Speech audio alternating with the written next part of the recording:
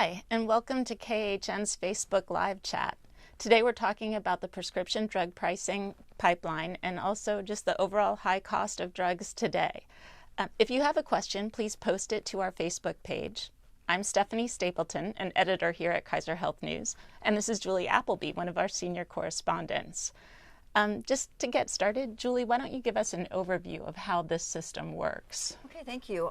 If there's two things, Stephanie, you want to take away from this is A, it's really complicated, and B, there's a lot of players, and these are often multi-billion-dollar companies, so there's a lot of players in this system. So let me walk you through it, and it is a little complicated, so hang in there. So first of all, we have the drug makers. They develop the drug over a period of years. Not all drugs make it to market, right? But once they do, the drug makers can then set a price, a list price.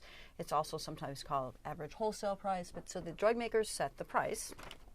And then other companies, these are also large companies, come along, they're wholesalers, and they purchase the drug from the drug makers, generally at a discount off that list price. So they pay less than the list price.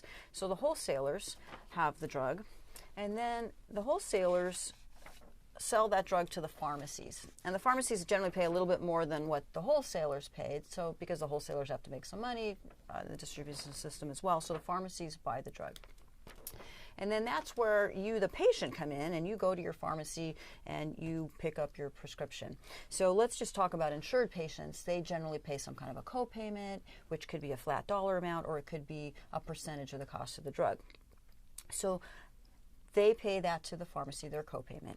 And then how does the pharmacy get reimbursed for the rest of it? That's where groups called pharmacy benefit managers generally come along. And these are companies that are contracted usually by insurers or sometimes employers directly to handle those kinds of things, the claims and make the payments. And so they pay the pharmacy for the drug, usually also a small dispensing fee as well. And then they, in turn, charge their client for that drug. So they then go to the insurer or the employer and say, hey, we just paid out this. We're going to collect this money back from you. They are very large companies, and they make their money in a variety of ways, including, administrative fees, the difference in what they pay the pharmacy and what they charge the employer sometimes, and rebates. And we can talk about that later. But that, in a nutshell, is the distribution system, and these are very large companies for the most part. So just to step back for a minute, do drugs really cost more in the U.S. than they do in other places around the world?